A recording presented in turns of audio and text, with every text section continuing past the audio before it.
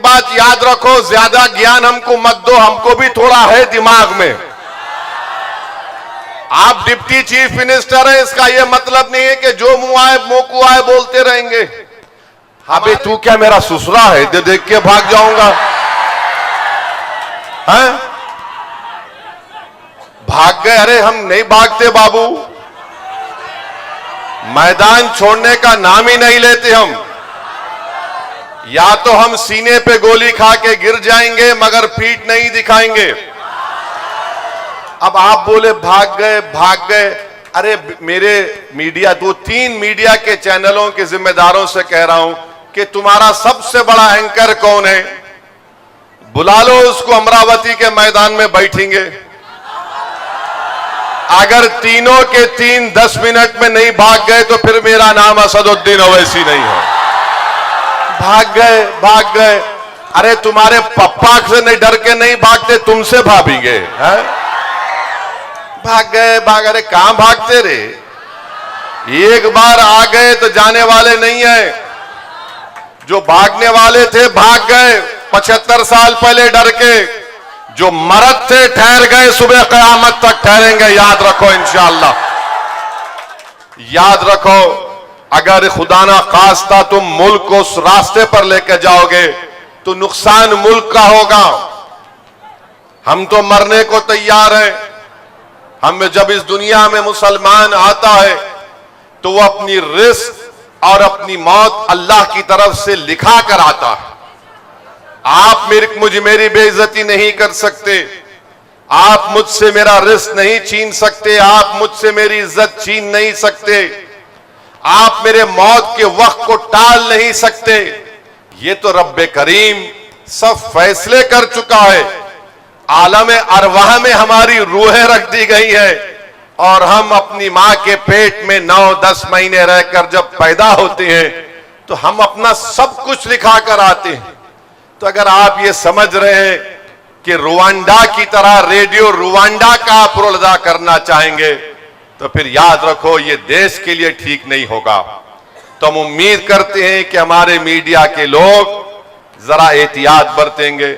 अकोला में हमारी गाड़ी रुकी, माशाल्लाह वहां के जिम्मेदारों को सलाम।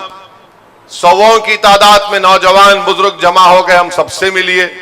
अब मीडिया से नहीं बात करे तो इनको बड़ी तकलीफ हो गई और इम्तियाज साहब ने बताया कि मीडिया ने चला दिया कि वो ऐसे ही भाग गया।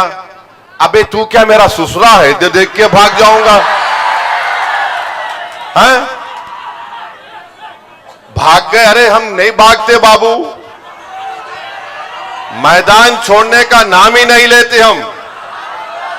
या तो हम सीने पे गोली खा के गिर जाएंगे मगर पीठ नहीं दिखाएंगे। अब आप बोले भाग गए भाग गए।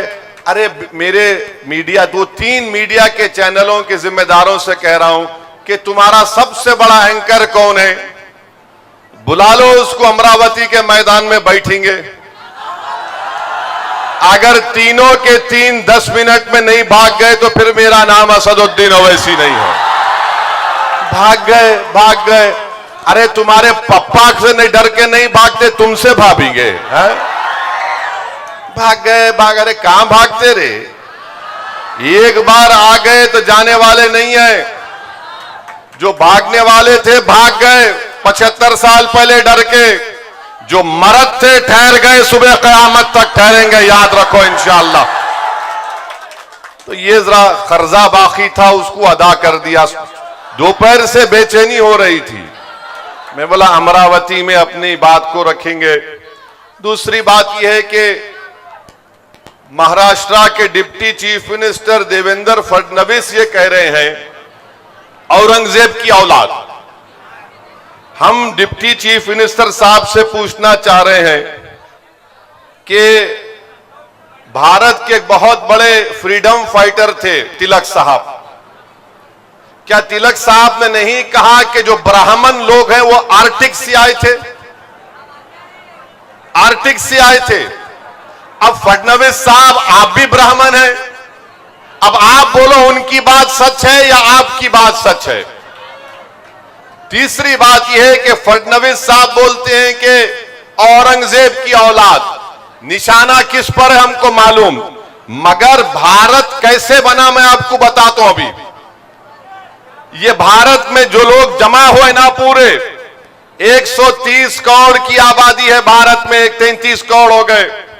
हम तमाम लोग भारत के बाहर से आए सो है।